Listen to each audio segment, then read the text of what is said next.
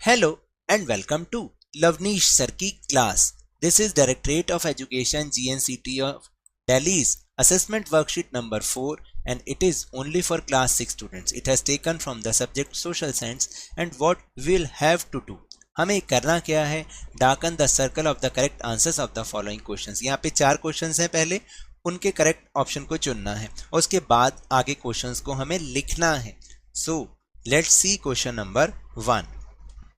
Question number 1 is India is a very vast country with various types of languages, foods, festivals and religion. यानी India एक बहुत ही विशाल country है जिसमें कि बहुत तरीके की भाषाएं, खाने, त्योहार और धर्म है.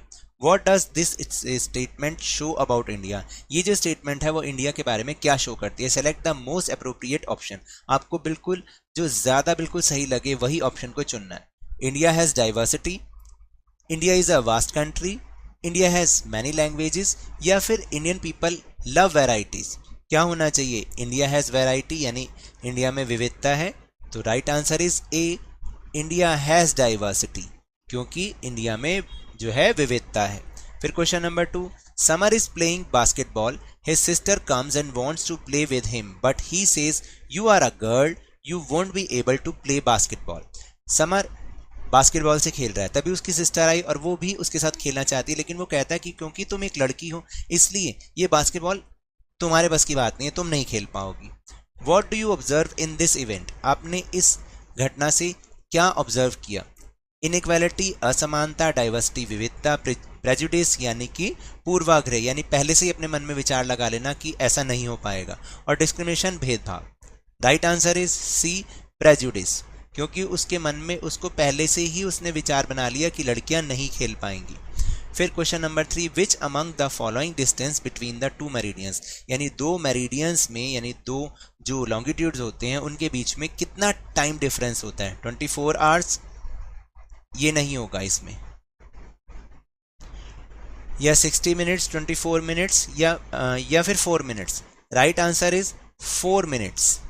ये वाला is the right answer.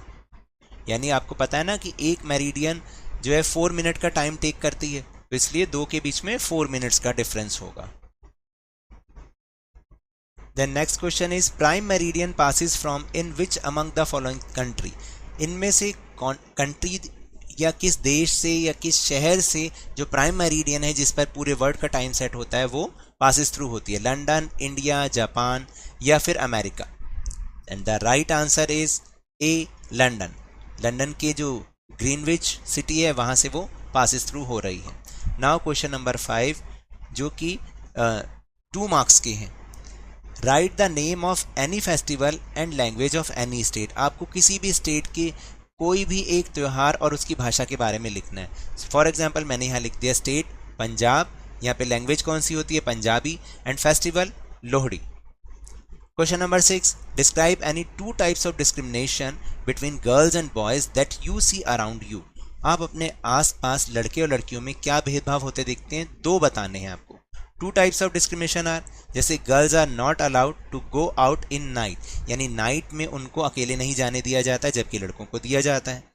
Second is they are often, यहाँ पर आएगा often married early and not allowed to work, यानी कि उनकी जल्दी शादी की जाती है और उनको नौकरी करने भी नहीं दी जाती. ये भी एक जो है डिस्क्रिमिनेशन है. Question number 7 is what have we needed to locate any point on globe? Globe पर हमें किसी पॉइंट को लोकेट करने के लिए किसकी ज़रूरत होती है? Latitudes and longitudes are required to locate any point on the earth surface. यानी अर्थ के सरफेस पे हमें लैटिट्यूड और लॉन्गिट्यूड की ज़रूरत होती है किसी भी पॉइंट को लोकेट करने के लिए. Then 8th question is filling the blanks. The earth rotates from west to east. Those places east of Greenwich will be ahead. यानी जो पहले तो इसका मतलब है कि अर्थ जो है वो वेस्ट टू ईस्ट यानी पश्चिम से पूर्व दिशा की ओर घूमती है, और वो प्लेसेस जो ग्रीनविच के ईस्ट में होते हैं वो हमेशा ग्रीनविच टाइम से आगे होते हैं. And those to the west will be behind it, यानी वो पीछे रहेंगे. तो इस तरह से हमें फिलिंग द ब्लैंक्स पूरे करने हैं. इसके बाद है question number 9. Define latitude. Latitude किसे कहते हैं? Latitude implies the geographic coordinates that determines the distance of a point north south of the equator, यानी इक्वेटर के नॉर्थ साउथ में जो ज्योग्राफिक कोऑर्डिनेट्स होते हैं जिनसे कि डिस्टेंस किसी पॉइंट का पता चलता है उसको हम लैटिट्यूड कहते हैं। फिर question number 10, calculate the time at 68 degrees east. याद रखना 68 डिग्री ईस्ट यानी इससे ज़्यादा होगा, प्लस में होगा। 4 PM एट ग्रीनविच, अगर ग्रीनविच पे 4 PM हो तो 68 डिग्री ईस्ट पर क्या टाइम होगा कैलकुलेट करते हैं। तो हम यहाँ पे लिखेंगे वी नो, ये 4 मार्क्स का क्वेश्चन है। 1 डिग्री, रुकिए यहाँ पर आप लिखेंगे, देखिए मैं दोबारा से लिख रहा हूँ, वी नो, साफ साफ लिखेंगे इसको, we know that 1 degree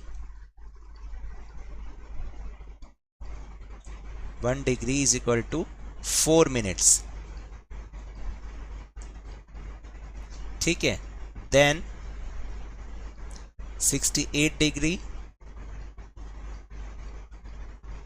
is equal to 68 into 4 minutes, ये आ जाएंगे 272 minutes.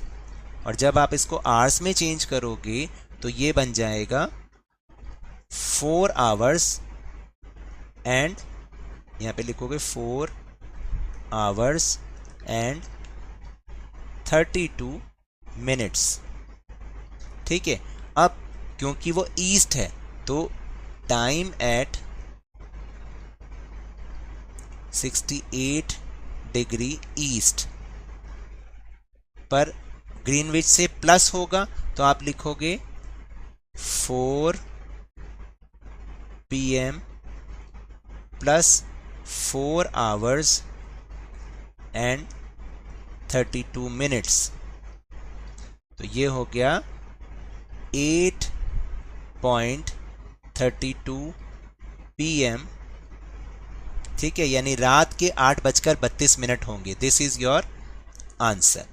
So that's all for this worksheet. अगर मेरे इस तरह समझाने से अब आपको समझ में आने लगा है तो इस चैनल और वीडियो को लाइक कीजिए, शेयर कीजिए। अगर आप नए हैं तो सब्सक्राइब भी कर लीजिए ताकि सारी नोटिफिकेशन आपको मिल जाए। तो मिलते हैं नेक्स्ट वीडियो में, तब तक के लिए गुड बाय।